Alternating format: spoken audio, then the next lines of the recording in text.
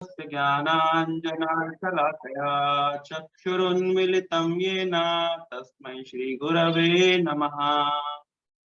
श्रीचैतन्यमनोभीष्टं स्थापितं येन भूतले स्वयं रूपः कदा मह्यं ददाति स्वपदान्तिकम्। वन्देऽहं श्रीगुरो श्रीयुतापदकमलं श्रीगुरून् वैष्णवांश्च श्रीरूपं साग्रजातं सहगण रघुनाथान्वितं तं सजीवं साद्वैतं सावधूतं परिजनसहितं कृष्ण चैतन्य देवं श्री राधा कृष्ण पादान् सहगण ललिता श्री विशाखान्वितांश्च नमो विष्णुपादाय कृष्ण प्रेष्ठाय भूतले श्रीमते भक्ति वेदांत स्वामी निति नामिने नमस्ते सारस्वती देवे गौरवाणी प्रचारिणे निर्विशेष शून्यवादी पाश्चात्य देशतारिणे हे कृष्ण करुणा सिंधु दीनबंधु जगतपते गोपेश गोपिका कांत राधा कांत नमस्ते तप्त कांचन गौरांगी राधे वृंदावनेश्वरी वृषभानुसुते देवी प्रणमामि हरिप्रिये वाञ्छा कल्पतरुभ्यश्च कृपा सिन्धुभ्यैव च पतितानां पावनेभ्यो वैष्णवेभ्यो नमो नमः। नमो महावदान्याय कृष्ण प्रेम प्रदायते कृष्णाय कृष्ण चैतन्य नाम्ने गौरत्विषे नमः। नीलाचल निवासाय नित्याय परमात्मने बलभद्र सुभद्राभ्यां जगन्नाथाय ते नमः। जय श्री कृष्ण चैतन्य प्रभु नित्यानंद श्री अद्वैत गदाधर शिवासादि गौर भक्त वृंदा। हरे कृष्णा कृष्ण कृष्णा हरे हरे हरे राम राम राम हरे हरे। हरे कृष्णा। आप सभी का हार्दिक स्वागत है। हम लोग भगवद गीता के दूसरे अध्याय के 45 नंबर श्लोक पे हैं।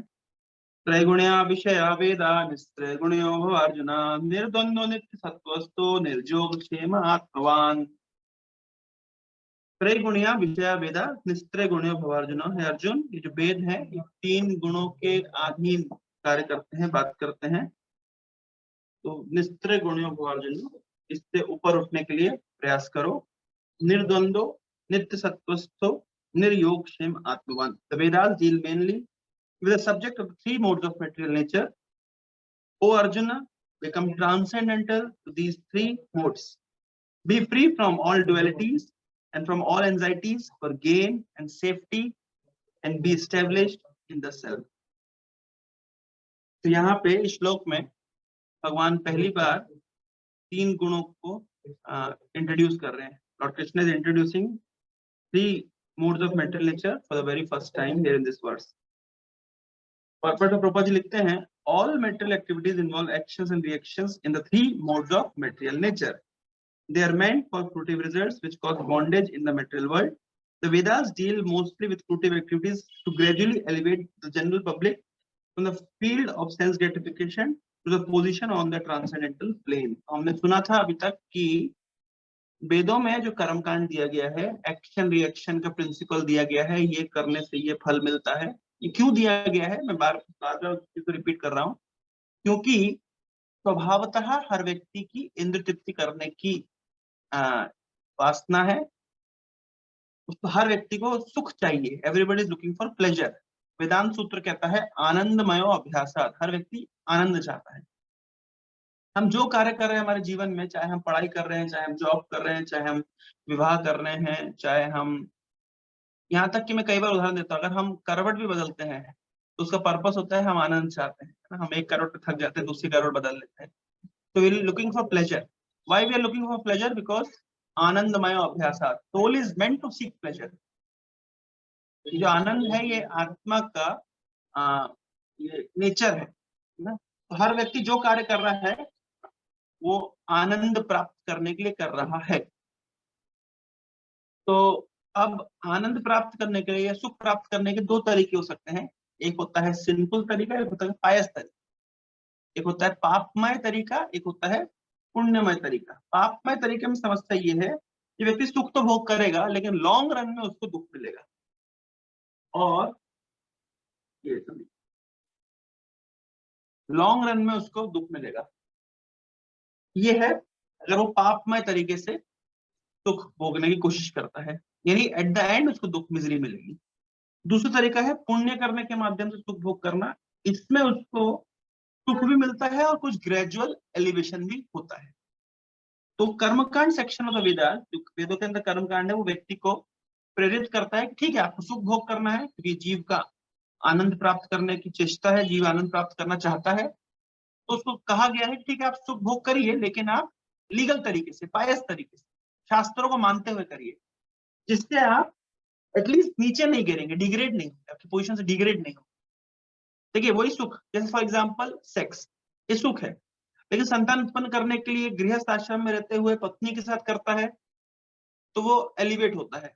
ये लिखा गया है भागवत में, जैसे भगवत गीता में भगवान कह रहे हैं कि धर्म अविरुद्धेषु कामो अस्मि, जो काम धर्म के विरुद्ध नहीं है तो वो भगवान का ही प्रतिनिधित्व करता है।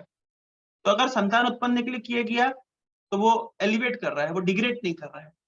अच्छा, और मान लीजिए कोई व्यक्ति किसी का रेप कर दिया, तो सेम प्लेजर है, प्लेजर सेम मिला, लेकिन एक चीज, एक डिग्रेडेशन हो रहा है, एक अपग्रेडेशन हो रहा है, सेम एक्टिविटी से। तो वेद हमको अलाउ करते हैं सुख भोग करना, लेकिन जैसे कोई व्यक्ति, वही सेम एग्जांपल, मांसाहार करना पाप है, सब जानते हैं इस बात को, लेकिन फिर भी वेदों में कहीं कहीं पे बलि करने की संस्कृति की गई है। तो उससे वो कम डिग्रेड होगा, डिग्रेड तो होगा क्योंकि किसी की हत्या कर रहा है, लेकिन वो कम डिग्रेड होगा। मैं जो बोल रहा हूँ कि अपग्रेड होगा, upgrade is not the right word, come degrade होगा, ये this is the right word. तो चाहे वो सेक्स हो, चाहे वो ईटिंग मीट हो, चाहे वो इंटॉक्सिकेशन हो, अगर वो शास्त्रों में दिए गए तरीके से करता है तो डिग्रेड तो हो रहा है, लेकिन कम डिग्रेड हो रहा है। लेकिन अगर बिल्कुल ही शास्त्रों की अवहेलना करके करता है तो बहुत ज्यादा अधोगति होती है। तो इसलिए वेदों में कर्मकांड का प्रावधान है, और यहाँ तक कि 99% कर्मकांड। फिर मैंने बताया था लास्ट सेशन में कि कर्मकांड में लगे रह के, यानी एक्शन रिएक्शन, कर्म करने से फल मिलता है, ये सब चलता रहता है। तो व्यक्ति एक दिन सोचता है कि मैं कितना भी सुख का प्रयास कर लूं, लेकिन दुख तो अपने आप ही आता है। तो जब जिस दिन उसके अंदर ये विचार आना शुरू होता है, तब वो ज्ञान कांड के अंदर प्रवेश करता है, वो जीवन की सच्चाइयों को खोजने की कोशिश करता है। वास्तव में मानव जन्म अर्थात तो ब्रह्म जिज्ञासा तब से शुरू होता है, तो व्यक्ति खोजना शुरू करता है, अपने विषय में खोजना शुरू करता है, और अपनी प्रकृति के विषय में खोजना शुरू करता है, अन्य जीवों के विषय में खोजना शुरू करता है, अपने दुखों का कारण खोजना शुरू करता है। तो तब समझना चाहिए कि अब उसका वास्तविक चेतना जागृत हुई है, अब वो मनुष्य चेतना के आसपास घूम रहा है। तो ये हो गया ज्ञान का। तो भगवान अर्जुन को यही बोल रहे हैं, त्रय गुणिया विषय वेदा निस्त्रय गुणियो भवार्जुन। ये जो वेद है, ये 3 गुणों के अंदर कर्मकांड की बात करते हैं, इससे ऊपर उठ। ये बात भगवान अर्जुन को यहाँ पे बोल रहे, क्यों ऊपर उठो? क्योंकि पिछले श्लोक में बोल दिया कि जो भोग ऐश्वर्य प्रसक्ता नाम, जो भोग और ऐश्वर्य में बहुत आसक्त होता है, वो समाधि किस चेतना में नहीं आ सकता। उसकी भी, उसकी इंटेलिजेंस, उसकी प्रज्ञा कभी एक जगह फोकस नहीं कर सकती, और विशेष रूप से आध्यात्मिक मार्ग में चलने के लिए फोकस नहीं कर सकती। क्यों नहीं कर सकती? क्योंकि भोग ऐश्वर्य प्रसक्ता नाम। तो इसलिए भगवान कह रहे हैं कि वेदों के एक सेक्शन में यही सब दिया गया है, भोग ऐश्वर्य, इससे ऊपर उठो। तो कैसी अवस्था में जाओ? तो इस अवस्था से उठ करके अपने अपने मेटेरियल प्लेटफॉर्म से उठ के स्पिरिचुअल प्लेटफॉर्म पे जाओ, ट्रांसेंडेंटल प्लेटफॉर्म पे जाओ। ट्रांसेंडेंटल प्लेटफॉर्म कैसा होता है? निर्द्वंदो, वहां द्वंद नहीं है, सुख दुख, हानि लाभ, जय पराजय, यहाँ पे द्वंद है, इसको द्वंदमय जगत कहते हैं। लेकिन ट्रांसेंडेंटल प्लेटफॉर्म मतलब इसके ऊपर निर्द्वंदो, नित्य सत्व। नित्य सत्व मतलब अपने आध्यात्मिक अस्तित्व में स्थित हो जाओ, यानी मैं शरीर नहीं, मैं आत्मा हूं, इस अवस्था को प्राप्त करो। अब ध्यान रखिए, कर्मकांड में व्यक्ति शरीर की आवश्यकताएं पूरी करने में लगा हुआ है, आत्मा की आवश्यकता की उसको जरूरत महसूस नहीं हुई। ज्ञान कांड में उसको आत्मा की आवश्यकताओं की जरूरत महसूस होने लगी है, आत्मा के अस्तित्व को समझने लग गया है। लेकिन अभी भी आत्मा भगवान का अंश है, और जीव का लक्ष्य है भगवान की सेवा करना, प्रेममय सेवा में युक्त होना। ये मोस्ट कॉन्फिडेंशियल पार्ट है वेदों का। राज विद्या राज गुह्यम पवित्रमिदम उत्तमम प्रत्यक्ष वागमम धर्म्यम सुख सुखम कर्तुम अव्ययम। राज विद्या राज गुह्यम, सबसे ज्यादा सीक्रेट क्या है वेदों के अंदर? कि जीव कृष्ण का अंश है, और कृष्ण की सेवा में उसको नियुक्त होना है, ये मोस्ट कॉन्फिडेंशियल है। तो देखिए, कर्म कांड इज डीलिंग विद बॉडी, ज्ञान कांड is dealing with soul, but just soul तक सीमित रह गया। आत्मज्ञान, निर्द्वंद्व, नित्य सत्वस्थो, निर्जोग क्षेम आत्मवान। आप किसी भी ज्ञानी को सुनेंगे, वो बोलता है, आप उसको कभी भी सुनिए उस तरह बोलेंगे, प्रॉफिट लॉस के पीछे मत भागो, क्या लेकर के आए थे, क्या लेकर के जाओगे, खाली हाथ आए थे, खाली हाथ जाओगे। इस तरह के आपने उपदेश सुने होंगे। ये क्या होता है? निर्जोग क्षेम आत्मवान, आत्मवान स्थिति में रहो। कौन तुम्हारा बुरा कर सकता है, कौन तुम्हारा बिगाड़ सकता है? आत्मा ना पैदा होती है ना मरती है। जो हुआ अच्छा हुआ, जो होगा अच्छा होगा। भूत का पश्चाताप ना करो, भविष्य की चिंता ना करो, वर्तमान चल रहा है। सुना है इस तरह से आपने, कहा जाता है। ये सब आत्मवान स्थिति में है। कौन तुम्हारा बिगाड़ सकता है? कुछ बिगाड़ेगा तो शरीर का बिगाड़ेगा, आत्मा का क्या बिगाड़ लेगा? प्रॉफिट लॉस,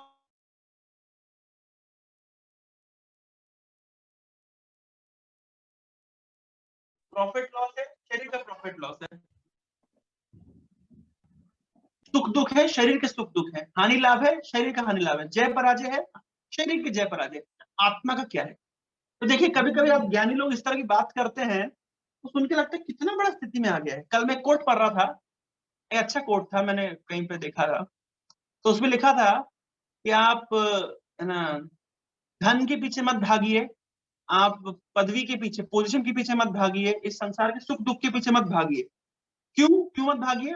तो अच्छा पॉइंट लिखा था, इसलिए मत भागिए क्योंकि जिस एक दिन आपको एक ऐसा व्यक्ति मिलेगा जो इन सब चीजों को तुच्छ समझता है, और जब आप उससे मिलेंगे तब आप अपने आप को बहुत गरीब महसूस करेंगे। कोट अच्छा लगा मुझे।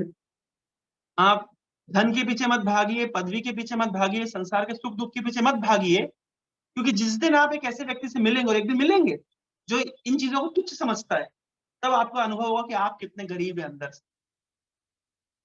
तो ये स्थिति किसकी है? ये ज्ञानी की स्थिति है। जो ज्ञान योग में स्थित हो गया है, जो ज्ञान कांड में स्थित हो गया है, वो इसी तरह की चेतना में रहता है। निर्द्वंद्व, कोई द्वंद्व नहीं है उसके जीवन में। निर्जोग क्षेम आत्मवान। लेकिन अभी भी कृष्ण से प्रेम का रस, ये भक्ति का रस उसका स्वादन नहीं हुआ है। देखिए, मैं बार बार इस बात को क्यों बोल रहा हूं, क्योंकि भगवत गीता केवल हमको इस स्थिति में लाके, ब्रह्मभूत प्रसन्नात्मा, न शोचती न कांक्षति। ब्रह्मभूत, ब्रह्मभूत अवस्था मतलब एक ऐसी अवस्था जो भगवान यहाँ पे बात कर रहे हैं, आत्मवान स्थिति, ब्रह्मभूत स्थिति। इस स्थिति में क्या होता है? ब्रह्मभूत प्रसन्नात्मा, व्यक्ति बहुत प्रसन्न रहता है, आनंदित रहता है। कितना भी लॉस देख ले, कितना भी प्रॉब्लम्स देख ले, पर वो आनंद में रहता है। ब्रह्मभूत प्रसन्नात्मा, न शोचती, फिर उसको कोई शोक नहीं रह जाता, लेमेंटेशन नहीं रहता, न कांक्षति, कोई इच्छा ही नहीं रह जाती। समा सर्वेषु भूतेषु, सबको समान देख पाता है। मित्र और शत्रु में वो समानता देख पाता है। तो इस तरह की स्थिति को कहते हैं ब्रह्मभूत अवस्था। लेकिन भगवान ने आगे एक बात बोल दी, ब्रह्मभूत प्रसन्नात्मा न शोचती न कांक्षति समा सर्वेषु भूतेषु मद भक्ति लभते परा। मेरी भक्ति इस ब्रह्मभूत अवस्था के बाद शुरू होती है। अब समझिए कितनी बड़ी बात भगवान ने बोल दी। भक्ति कहाँ शुरू हो रही है? इस ब्रह्मभूत अवस्था के बाद शुरू हो रही है। यही बात, निर्द्वंद्व नित्य सत्व निर्जोक्षेम आत्मवान। आत्मा को जान गया, स्थिति को जान गया, अपनी उसका संबंध ज्ञान क्लियर हो गया, अब उसको कृष्ण को जान के उनके साथ संबंध कर, ये बात का लेसन है। तो भगवत गीता केवल हमको ब्रह्मभूत अवस्था में छोड़ नहीं देती है, आत्मान स्थिति में, निर्जोक्षेम आत्मान स्थिति में नहीं छोड़ देती। भगवत गीता हमें हाँ, सर्वधर्मान प्रत्यज माम एकम शरणम प्रजा, उस स्थिति तक लेकर के जाती है।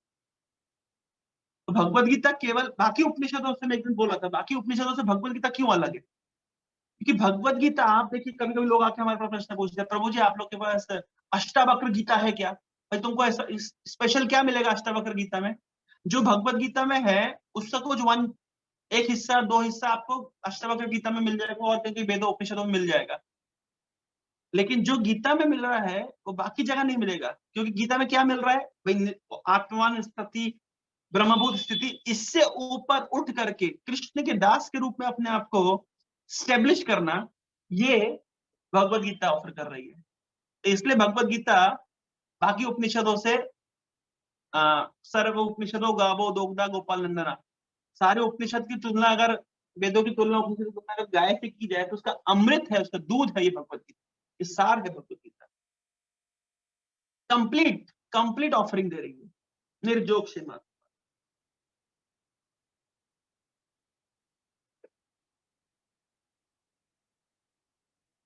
आगे भगवान कह रहे हैं, जावन अर्थ उदपाने सर्वतः संप्लुतोदके तावन सर्वेषु वेदेषु ब्रह्मणस्य बीजानतः.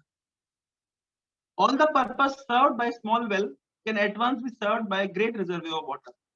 Similarly, all the purposes of the Vedas can be served to one who knows the purpose behind. भाई भगवान कह रहे हैं कि जैसे एक छोटे छोटे कुएं, अगर एक नदी मिल गई तो सारे छोटे छोटे कुएं का काम पूरा हो गया. उसी प्रकार से जो व्यक्ति वेदों के पीछे के लक्ष्य को समझ लेता है, वेदों के पीछे के जो पर्पस को समझ जाता है, तब सारे उसके all the purpose of the Vedas can be served when to one who knows the purpose behind it. वेदों के सारे लक्ष्य, कर्मकांड, ज्ञान का सब कुछ समझ आएगा. वेदों का मूल लक्ष्य उसको पता चल जाएगा, वास्तविक उसको पर्पस पता चले वेदों का पर्पस क्या है. उदाहरण क्या दे रहे हैं, जैसे छोटे छोटे कुओं का काम एक नदी फुलफिल कर देती है. The rituals and sacrifices mentioned in the Karma Kanda division of the Vedic literature meant to encourage gradual development for self-realization. धीरे धीरे आत्म साक्षात्कार की ओर बढ़ाने के लिए कर्मकांड दिया गया है, उसमें फंसने के लिए नहीं. पर्पस ऑफ सेल्फ रियलाइजेशन, अपने आप को जान गए, क्या जान गए, तो भगवान आगे प्रोवर्ब्स में लिख रहे हैं, purpose of self realization is clearly stated in 15th chapter. The purpose of studying the Vedas is to know Lord Krishna, the primeval cause of everything. ये कमेंट्री भक्त दे सकते. वेद का पर्पस है आत्म साक्षात्कार, आत्म साक्षात्कार का पर्पस है कृष्ण को जानना, तो कृष्ण से अपने संबंध को स्थापित करना और संबंध के अनुसार एक्ट करना. मैंने पहले ही बताया है, संबंध, अभिधेय, प्रयोजन. जीव का संबंध कृष्ण के साथ, जीव का संबंध माया के साथ, जीव का संबंध प्रकृति के साथ, जीव का संबंध अन्य जीवों के साथ, जीव का संबंध कर्म, जीव का संबंध काल, ये सब ज्ञान, संबंध ज्ञान कहते हैं. Knowledge about the relationship. और उसके बाद आता है संबंध. जब स्थापित हो जाता है, पता चल गया आपको कि आप है कौन.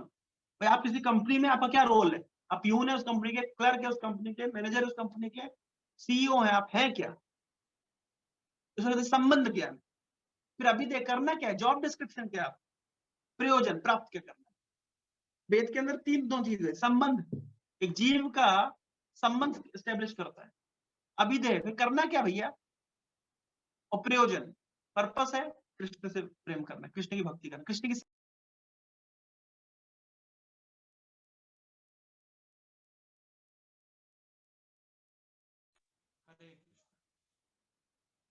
अब आप देखिए इसमें भी ट्विस्ट है. अधिकतर अध्यात्मवादी आपको संबंध ज्ञान थोड़ा बहुत बता देते, भाई तुम आत्मा हो, अब करना क्या है. फिर वो बोलते अपने आप को जानो. अरे तुम्हें, तुम आप आत्मा हो तो जान गए ना, आप क्या जानना है, उसको रियलाइज करो. बड़ा ही वर्ड जगलरी चलती है. तुम आत्मा हो ये जान जाओ, ये बता देते हैं, फिर वो क्या करना है, आप जानो इस बात को. कैसे जानो, ध्यान करो. बड़ा ही मतलब क्लैरिटी नहीं है, संबंध की क्लैरिटी नहीं है, करना क्या है अभिधेय की क्लैरिटी नहीं है, और प्रयोजन तो छोड़ दी.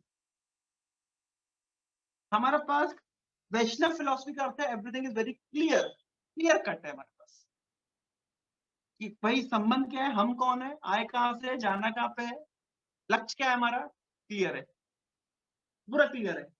अच्छा आप बोलेंगे, मैं उदाहरण देता हूँ, मान लीजिए आप बोले प्रभु जी आप हमारे को, हम पता चल गया हम शरीर में आत्मा है, आत्मा मतलब कृष्ण का अंश, हमारा कर्तव्य है कृष्ण की सेवा करना. तो फिर प्रश्न उठता है, फिर आंसू की प्रश्न, अगर कृष्ण की सेवा करना ही जीवन का लक्ष्य है, तो क्यों भैया पढ़ाई लिखाई कर रहे हो, क्यों नौकरी कर रहे हो, छोड़ो घर बार, चलो हरिद्वार, सीधे भजन करो कृष्ण का, जब यही लक्ष्य है तो क्यों कर रहे हैं, प्रश्न उठ सकता है ना.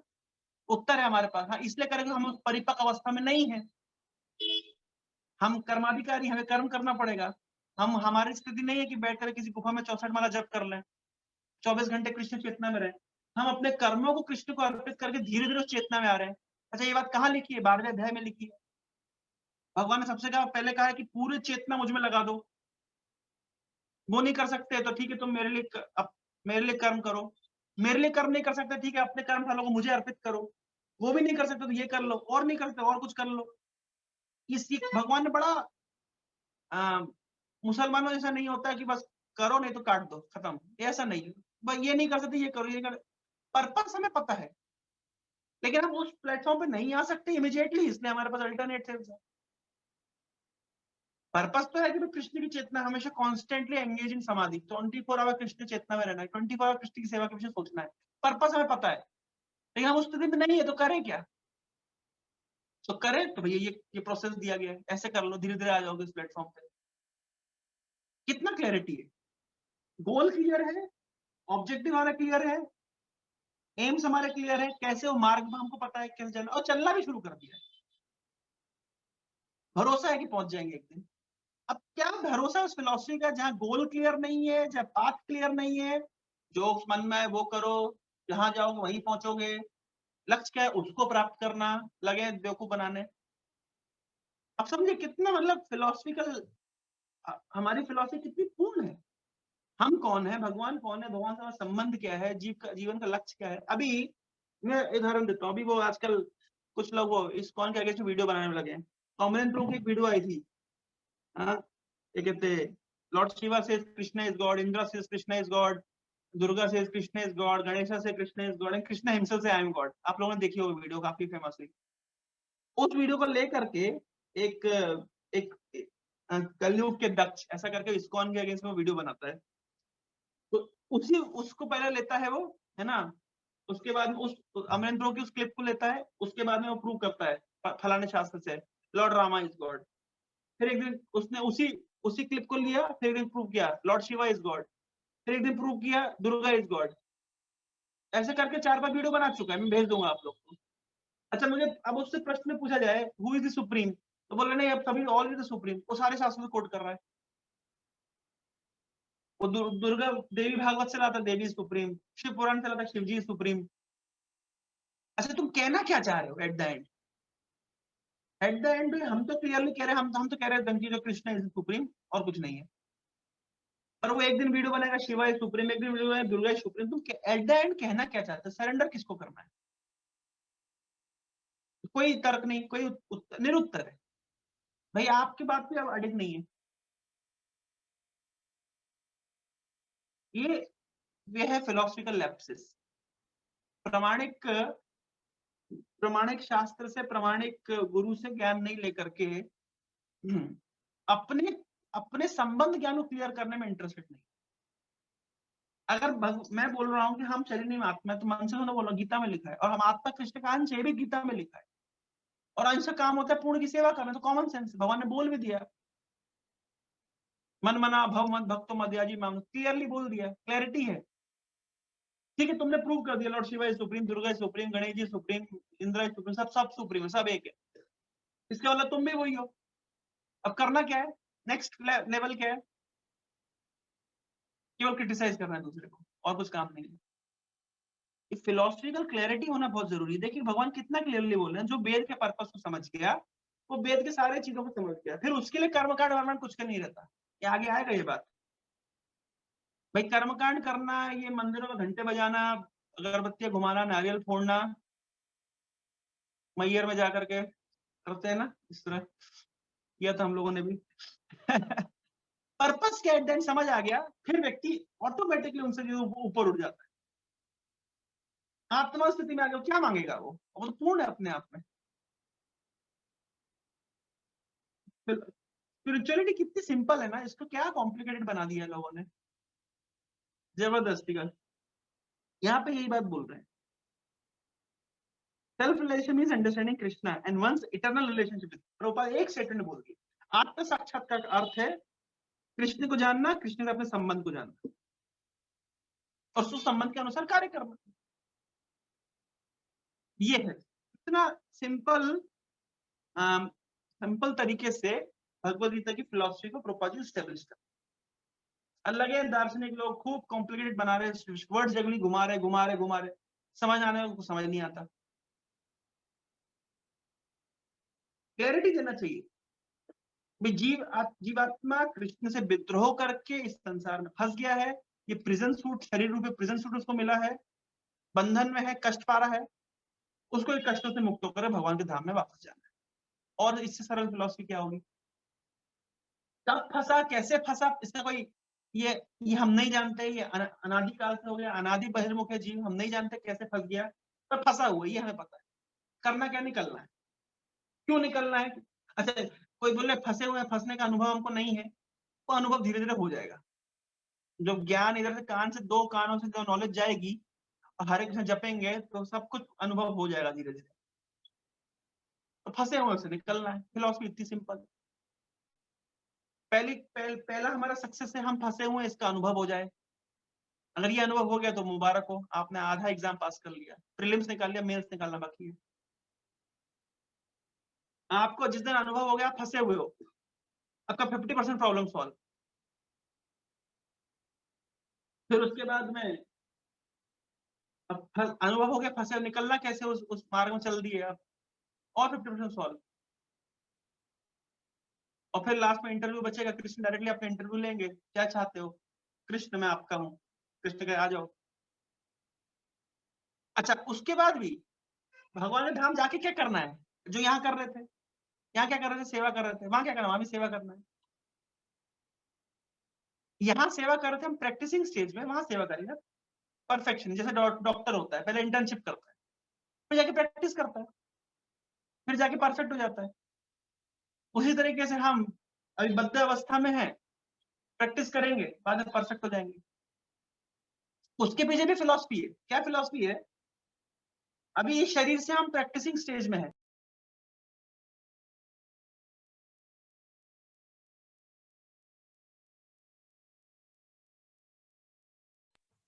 हरे कृष्ण। तो प्रभुपाद जी उदाहरण देते हैं, ये हम अभी प्रैक्टिसिंग स्टेज में है। प्रैक्टिसिंग और परफेक्शन में क्या अंतर है मैं आपको बता देता हूँ, 2 उदाहरण से समझाता हूँ। प्रभुपाद जी उदाहरण देते हैं कि अगर आपको सन प्लेनेट पे जाना है, तो सन प्लेनेट में जाने के लिए आपके पास सन वाली बॉडी होनी चाहिए। हरि बोल, आवाज आ रही है? जी गुरु जी, अब भी आई है। हरे कृष्ण। मैं प्रैक्टिसिंग स्टेज और परफेक्शनिंग स्टेज के ऊपर बता रहा हूँ। प्रैक्टिसिंग स्टेज क्या होता है भाई? जैसे मुझे प्रभुपाद जी उदाहरण देते हैं कि मान लीजिए मुझे सन प्लेनेट पे जाना है और वहां पे सन गॉड की सेवा करनी है। इस बॉडी से नहीं कर पाऊंगा, क्योंकि ये बॉडी सूर्य के पास जाने से पहले ही भस्म हो जाएगी। This body is not suitable for serving sun god. अभी मैं सन गॉड की सेवा कैसे करूंगा भाई? यहां से जल चढ़ाऊंगा, सूर्य नमस्कार कर लूंगा, सूर्य से प्रणाम कर लूंगा। लेकिन अगर मुझे फायरी बॉडी मिल जाए तो मैं सन प्लेनेट पे जाके सूर्य देव की अच्छे सेवा कर पाऊंगा, उनके हाथ पैर दबाऊंगा, उनको पंखा झुलाऊंगा, कुछ तो करूंगा उनकी सेवा। तो ये अभी जो मैं सेवा कर रहा हूँ सूर्यदेव की, ये प्रैक्टिसिंग स्टेज पे है। और जब मैं सूर्य लोक पे चला जाऊंगा तो परफेक्शनिस्ट हो गया। अभी मेरा भौतिक शरीर है, इसलिए भौतिक इंद्रियों से, भौतिक शरीर से जितनी सेवा हो सकती है हम कर रहे हैं। लेकिन जब हम आध्यात्मिक शरीर प्राप्त करेंगे, भगवान के धाम में चले जाएंगे, वहां आध्यात्मिक शरीर मिलेगा, चिन्मय शरीर मिलेगा, स्पिरिचुअल बॉडी मिलेगी, वहां पे उस तरह सेवा करेंगे। तो जीव सेवा की वैसी सेवा करनी, जीव का स्वभाव है सेवा करना। अभी प्रैक्टिसिंग स्टेज में, बाद में परफेक्शन स्टेज में करेंगे। अभी मेटेरियल बॉडी से कर रहे हैं, बाद में स्पिरिचुअल बॉडी से करेंगे। अभी हमारी सर्विस लिमिटेड है, बाद में हम अनलिमिटेड सर्विस करेंगे। मैं इसका उदाहरण देता हूँ। कभी कभी आप सुनते होंगे शास्त्रों के कुछ उदाहरण कि जैसे आप सुनेंगे जो पंच पांडव है, वो राधा कुंड में पेड़ों के रूप में भी रहते हैं, वो भगवान के धाम में लीला भी कर रहे हैं, वो देवलोक में भी रहे हैं। ये उद्धव है, उद्धव ने एक प्रार्थना में कहा है कि मैं वृंदावन में घास बनना चाहता हूँ। तो वो उद्धव भगवान के धाम में भगवान के साथ में है, वृंदावन में घास के रूप में भी है। तो एक ही व्यक्ति मल्टीपल तरीके से भगवान की सेवा कैसे कर रहा है? ये आपने सुना होगा, जब नारद मुनि गए द्वारका में देखने के लिए कि भगवान कृष्ण 16,108 रानियों के साथ शादी किए हैं, 16,108 घरों में है।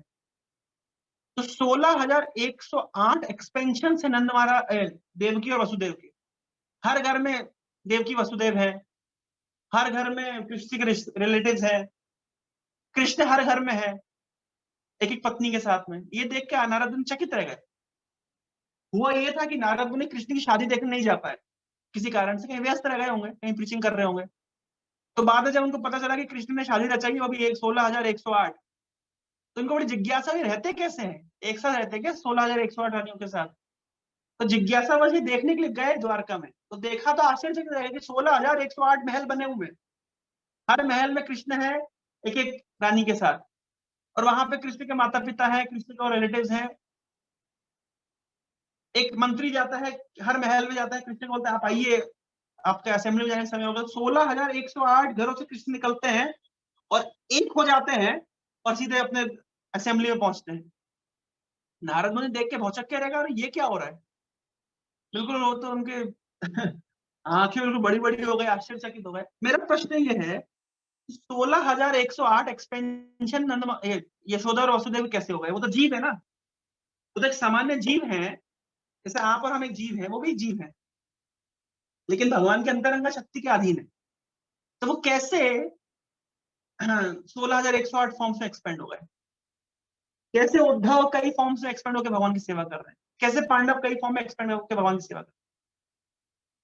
इसका सिंपल आंसर है कि भाई देखिए, मान लीजिए मैं चाहता हूं कि मैं डीटी वर्शिप करूं, लेकिन साइमल्टेनियसली मैं झाड़ू सफाई करूं और किचन में कुकिंग भी करूं और मैं एक जूम क्लास भी दूं। मान लीजिए 4 सेवा मैं साइमल्टेनियसली करना चाहता हूं, तो क्या मैं साइमल्टेनियसली 4 सेवा कर पाऊंगा? मंगल आरती भी कर रहा हूँ, झाड़ू भी मार रहा हूँ, रसोई भी कर रहा हूँ और क्लास भी दे रहा हूँ, कर पाऊंगा? नहीं कर पाऊंगा। क्यों? क्योंकि मेरी मेटेरियल बॉडी की लिमिटेशन है। मेटेरियल बॉडी में मैं, मेरी इच्छा तो बहुत है सेवा करने के लिए, करूं क्या? मेटेरियल बॉडी तो लिमिटेड है। लेकिन स्पिरिचुअल बॉडी जब जीव को मिलती है, स्पिरिचुअल बॉडी में अंदर ये लिमिटेशंस नहीं है। एक ही जीव मल्टीपल सेवा एट अ टाइम रेंडर कर सकता है। ये है स्पिरिचुअल बॉडी। अभी हम प्रैक्टिसिंग स्टेज में हैं, जब परफेक्शनिस्ट स्टेज में जाएंगे, जैसे जैसे समझ लीजिए जो लोग एस्ट्रोनॉट्स होते हैं, वो लोग क्या करते हैं, वो पहले उसको क्या बोलते हैं, जो क्या वर्ड होता है वो, प्रैक्टिसिंग के लिए जब वो स्पेसशिप में जाते हैं, उसका एक अच्छा वर्ड होता है। ये जो पायलट्स होते हैं वो प्रैक्टिस करने के लिए चलाते हैं, क्या नाम होता है उसका, मतलब वो वीडियो गेम जैसा टाइप का होता है, एग्जैक्टली वर्ड होता है। पहले प्रैक्टिस करते हैं, वो वीडियो घर में वीडियो गेम जैसा चलाएंगे, मतलब फ्लाइट उड़ाएंगे एस्ट्रोनॉट्स, और उसके बाद वो वापस ना रियलिटी में जाएंगे। क्या वर्ड होता है, आप जानते हैं क्या, क्या वो बोलते हैं उसको एग्जैक्टली? उसको बोलते हैं, अच्छा कुछ नाम याद नहीं आ रहा। छोड़िए,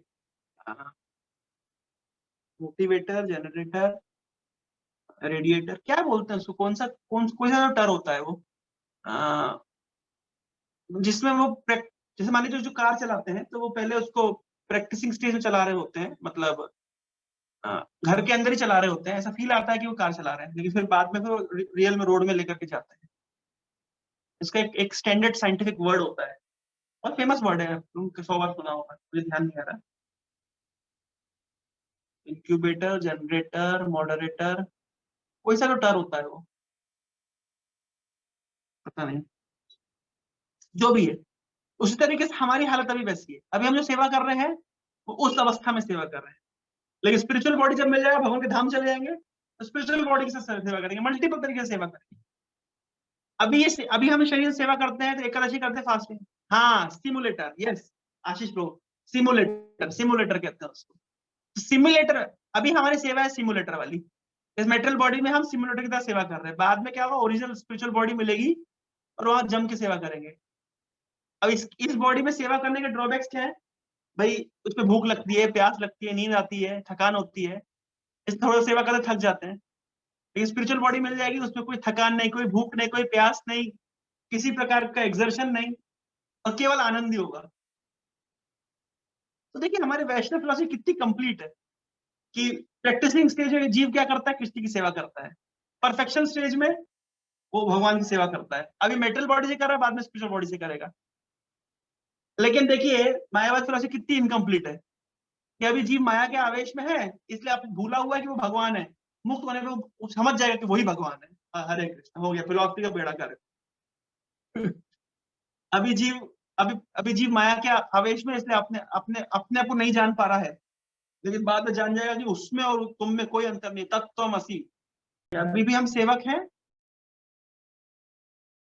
तो ये है हमारी वैष्णव फिलोसफी की परफेक्शन। अभी भी हम सेवक हैं, मेटेरियल बॉडी में, स्पिरिचुअल बॉडी मिलने के बाद भी हम सेवा करेंगे और अच्छे से कर पाएंगे। हरे कृष्णा कृष्ण कृष्ण हरे हरे, हरे राम राम राम। आज की चर्चा से संबंधित किसी के मन में कोई प्रश्न, कोई जिज्ञासा तो पूछ सकते हैं।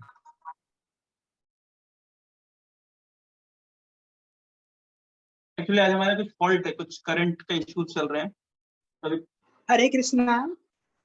हरे कृष्णा। आशीष प्रभु बोल रहा हूँ। यस आशीष को हरे बोल। प्रभु जी, पहले तो एक गुड न्यूज देना है। मेरा एमफिल पीएचडी में सिलेक्शन हो गया है, national institute of educational planning and administration, new Delhi. जय। नीपा आप बोलते हर हैं सप्ताह इसको। एक अच्छी खबर सुनाते हैं। प्रभु जी, आपकी कृपा है कि आपने कृष्णा कॉन्शसनेस से जोड़ के रखा है, और अगले सप्ताह एडमिशन ले लेना है। तो प्रभु सारे डॉक्यूमेंट। अच्छी खबर सुनाने के बाद मिठाई का डब्बा भेजना चाहिए ना। हाँ प्रभु जी, मुझे स्कॉलरशिप मिलेगी तो मैं कंट्रीब्यूट भी करूंगा प्रभु जी, आपके लाइब्रेरी के लिए और सारी चीजों के लिए। मतलब पिछले बार तो 23,000 की नौकरी हुई थी, इस बार 25,000 से अब की स्कॉलरशिप मिलने की संभावना है पूरी। अरे मिठाई का डब्बा तो 500 तो रुपए में आ जाता है प्रभु। 1 किलो मिठाई कितने नहीं कहते हैं वो तो भेज ही सकते हैं। हाँ प्रभु जी, जरूर भेजेंगे। और प्रभु जी, आपकी कृपा है, आपने जोड़ के रखा है। आशा करता हूँ, डर तो लग रहा है थोड़ा कि कैसे कर पाऊंगा मैं एमफिल पीएचडी का काम, क्योंकि थोड़ा भारी होता है, कठिन होता है, लेकिन आप लोगों की कृष्णा कॉन्शसनेस से जुड़ के रखेंगे। तो इससे संबंधित ही एक प्रश्न है, मुझे पूछना है। मैंने इस बात का अनुभव किया है कि मैंने अपने डेली रूटीन में हर एक काम को ईश्वर में समर्पित करने का प्रयास किया है। जैसे कोई टास्क पूरा करना होता है, स्टडी करने का, या खाना बनाने का, प्रसाद बनाने का, या डेली एक्टिविटीज करने का, तो मैं अपने मन में कहता हूँ कि ये काम मैं ईश्वर को समर्पित करता हूँ। तो जैसे ही मैंने अपने मन में ये बात सोची या भावना विकसित की, मुझे महसूस होता है कि मेरे अंदर दुगनी तिगुनी या चौगुनी ऊर्जा आ गई है, और मैं बहुत ही उत्साह से कर पाता हूँ। लेकिन उतना नहीं कर पाता हूँ, लेकिन फिर भी कर पाता हूँ। तो मुझे लगता है कहीं ना कहीं अभ्यास की कमी है। तो इस तरीके से अगर हम अपने हर एक कर्म या एक एक सांस के साथ ईश्वर के स्मरण में कि हाँ ये ईश्वर का कार्य है, हमें इसे पूरा करना है। जैसे एक बड़ा अच्छा लाइन भी है रामचरितमानस में, राम काज किन्हे बिना मोह कहाँ विश्राम। हनुमान जी बोलते हैं, एक बानर होकर के वो बोलते हैं, जबकि ह्यूमन बीइंग से एक लोअर स्टेटा में होता है मंकी, फिर भी वो बोलते हैं कि राम काज के बिना हम कहीं भी रेस्ट नहीं ले सकते, हर एक काम मेरे लिए राम काज है। हम ये नहीं कर सकते कि ये काम कठिन है, डिफिकल्ट है, लाइक करते हैं या डिसलाइक करते हैं। तो आज का जो आपका लेक्चर था उसका पूरा संदर्भ इसी के आसपास था कि इस मटेरियल बॉडी जो हमें मिली है वो ईश्वर के सेवा के लिए मिली है, और अगर इसमें हम सफल हो जाते हैं तो हमें एक स्पिरिचुअल बॉडी मिलेगी जिसमें हम इटरनली ईश्वर की सेवा में लगे रहेंगे। तो मैंने जो बोला, संभवतः आप अगर गलत होंगे तो करेक्ट कर लीजिए। तो इस नहीं बिल्कुल आपका सही चीज अनुभव में है, बिल्कुल एडवांस रिलैक्स करने के लिए क्या व्यवहारिक जी, इसमें व्यवहारिक कोई बिंदु अगर आप बताना चाहें हमें, क्योंकि बीच में नेट का इंटरप्शंस भी हो गया था, कुछ प्रॉब्लम भी हो गया था। हरे कृष्ण। हरे कृष्ण। आपने जो अनुभव बताया बिल्कुल सही है और यही हमारी फिलॉसफी है। आपने कई जगह देखा ये वर्ड, आप ये एक फ्रेज आता है, योगा कर्मसु कौशलम। कर्म का कौशल है उसको योग की चेतना में करना। जो कार्य कर रहे हैं, जद करो कि जद अस्नासि जद जुहोसि ददासि जद तपस्यसि कौन्तेय तद कुरुषो मद। भगवान कह रहे हैं मुझे अर्पित करो। तो यही वास्तविक योग है ना। वास्तव अन्य योगों का भी लक्ष्य अल्टीमेटली यही है कि भगवान की सत्ता को स्वीकार करना, और भगवान की सत्ता को स्वीकार करने के साथ साथ अपने हर प्रयास को उनकी सेवा के अनुरूप ढालना और उनको अर्पित करना। यही वास्तविक योग है। वो जो हाथ पैर उठा करके योग करना है, उसका भी एट द एंड लक्ष्य यही है, सरेंडर। मैंने कई बार प्रभुपाद जी बता दें ना कि जैसे हमने भी सुना था कि जो षड दर्शन में एक आता है पतंजलि का योग। योग में क्या होता है, यम नियम आसन प्राणायाम प्रत्याहार धारणा ध्यान समाधि।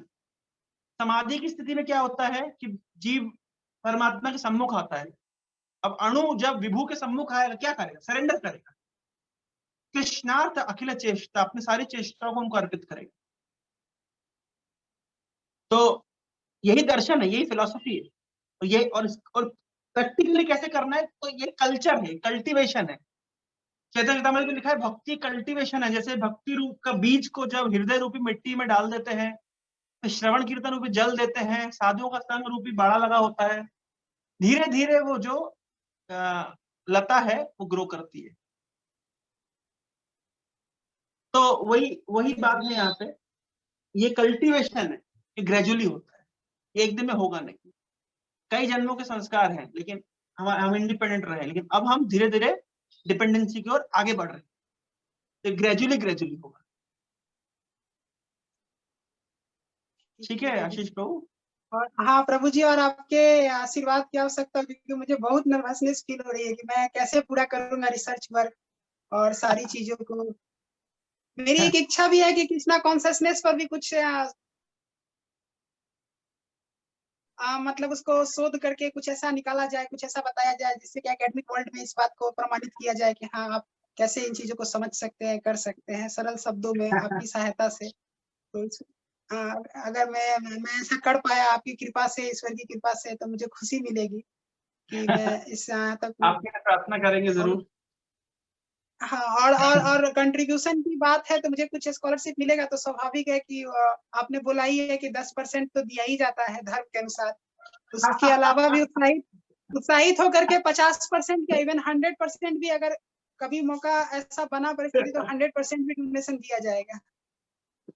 अरे बोल बहुत बहुत धन्यवाद।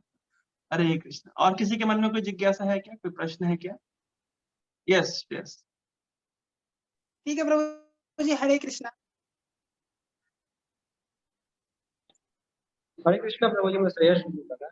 हाँ श्रेयस बताइए। प्रभु जी आपने बताया आत्मज्ञान और ब्रह्मभूत स्थिति के बारे में, इसके आगे की कोई स्थिति होती है? ब्रह्मभूत अवस्था मतलब शरीर से उठकर व्यक्ति आत्मा की अवस्था में स्थित हो गया है, लेकिन इसके ऊपर की स्थिति होती है भक्ति की स्थिति। भक्ति की स्थिति यानी भक्ति की स्थिति, एक भक्त की स्थिति ब्रह्मभूत अवस्था से ऊपर है। ठीक है। मद भक्ति लभते ब्रह्मभूत प्रसन्नात्मा न शोचति न कांक्षति समा सर्वेषु भूतेषु मद भक्ति लभते परा।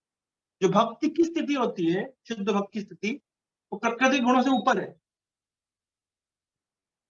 भगवान ने, आप देखिए भागवत में कई जगह लिखा है कि मैं भक्त को अपने समान ही मानता हूं। इसका अर्थ क्या है? जैसे भगवान प्रकृति से परे हैं, भगवान भक्त को भी प्रकृति से परे मानते। प्रकृति से परे मतलब प्रकृति, उसके ऊपर ब्रह्म, उसके ऊपर भगवान। भक्त मतलब उस स्थिति, वही मैंने बताया ना। अगर भगवान की सेवा करनी है तो भगवान स्पिरिचुअल है, भगवान प्रकृति से परे है, भगवान ब्रह्म से भी परे हैं, तो उनकी सेवा करने के लिए उस स्थिति में जाना पड़ेगा ना। सूर्य की सेवा करने में के लिए फायरी बॉडी लेनी पड़ेगी ना। और देखिए, और एक अच्छी बात, हम मेटेरियल बॉडी में है, हम मेटेरियल कॉन्शियसनेस में है, तो भगवान एक मेटेरियल फॉर्म लेकर हमारे सामने आ जाते हैं। मतलब भगवान विग्रह के रूप में हमारे सामने प्रकट हो गए। विग्रह लकड़ी का बना होता है, या मिट्टी का बना होता है, या मार्बल का बना होता है, या मेटल का बना होता है। भगवान विग्रह के रूप में हमारे सामने आ गए। क्यों? क्योंकि अभी हम मेटेरियल कॉन्शियसनेस में, मेटेरियल बॉडी में है, हम स्पिरिचुअल चीज समझ नहीं सकते, स्पिरिचुअल चीज से रेसिप्रोकेट नहीं कर सकते। तो भगवान कृपा करके मैटर से अपने आप को मैनिफेस्ट कर देते, ताकि हम उनकी सेवा कर सकें और धीरे धीरे शुद्ध हो जाए। भगवान मैटर नहीं है, लेकिन भगवान ने अपने आप को मैटर से मैनिफेस्ट किया है। जैसे उदाहरण के तौर पे मैं उदाहरण आपको देता हूं। ये 200 का नोट है। अच्छा, ये लक्ष्मी देवी नहीं है, लेकिन लक्ष्मी देवी इस पेपर से अपने आप को मैनिफेस्ट कर रही है। ये है डीटी। भगवान पत्थर नहीं है, लेकिन भगवान पत्थर से अपने आप को मैनिफेस्ट कर रहे हैं। भगवान मेटल नहीं है, भगवान मेटल से अपने आप को मैनिफेस्ट कर रहे हैं। ये लक्ष्मी देवी नहीं है, लेकिन इस पेपर से लक्ष्मी देवी अपने आप को मैनिफेस्ट कर रही है। तो जो लोग कहते हैं हम डीटी वर्शिप को नहीं मानते, हम विग्रह पूजा को नहीं मानते, मूर्ति पूजा को नहीं मानते, उनसे प्रश्न करिए, इसको आप सामान्य कागज मानेंगे क्या? ऐसे करके नाक पूछेंगे क्या इससे? और नहीं पूछेंगे। अगर आप इसके अंदर लक्ष्मी के दर्शन कर सकते हैं, तो पत्थर के अंदर कृष्ण का दर्शन क्यों नहीं कर सकते? क्या समस्या है आपको? समझ रहे हैं? इसके अंदर लक्ष्मी का दर्शन नास्तिक से नास्तिक व्यक्ति को भी होगा। लेकिन बहुत बड़ा ब्रह्म ज्ञानी है, पत्थर के अंदर तो कृष्ण का दर्शन नहीं होगा। देखिए कितना छल है। पत्थर पूजे हरि मिले तो मैं पूजू पहाड़ ऐसा तर्क किया जाता है। तो नास्तिक व्यक्ति को इसके अंदर पेपर के अंदर लक्ष्मी का दर्शन हो रहा है, लेकिन कृष्ण का दर्शन नहीं हो रहा। देखिए आप, इसके लिए प्रभुपाद जी ने कहा है कि नास्तिक और आस्तिक व्यक्ति में अंतर यह कि नास्तिक व्यक्ति भगवान की शक्तियों को देखता है और आस्तिक व्यक्ति भगवान को देखता है। वो शक्तियों को अप्रिशिएट करता है। भगवान क्या है? एक शक्ति है। सुना होगा आप लोगों ने। आप भगवान में मानते हैं? वैसे भगवान वगैरह में नहीं मानता, पर मैं मानता हूं कुछ शक्ति है। तो नास्तिक व्यक्ति भगवान को नहीं मानता है, शक्ति को मानता है। मतलब नास्तिक व्यक्ति ऐसा, देखिए कोई, ऐसे मैं सुन रहा था एक प्रवचन में, कोई व्यक्ति तिरुपति गया, ऐसे कहा, मैंने कहीं पढ़ा, तो भगवान के सामने खड़ा हुआ है, भगवान तिरुपति जी बालाजी खड़े हुए हैं, उनको देख करके बोल रहा है I am feeling some vibes, I am feeling some energy. अरे साक्षात भगवान के सामने खड़े होकर के उसको भगवत साक्षात्कार नहीं हो रहा, उसको शक्ति साक्षात्कार हो रहा है। और भक्त क्या होता है? जहां जहां नेत्र सूर्य, तहां जहां कृष्ण, वहां कृष्ण का दर्शन करो। समझ रहे हैं? तो ये चेतना का अंतर है। The difference in the consciousness of a materialist and a devotee. Materialist व्यक्ति भगवान के सामने भी खड़ा होकर शक्ति के दर्शन करता है, और स्पिरिचुअलिस्ट शक्ति के सामने, नेचर के सामने, प्रकृति के सामने भी कृष्ण को देखता है। जस्ट कॉन्शियसनेस का अंतर। ठीक है?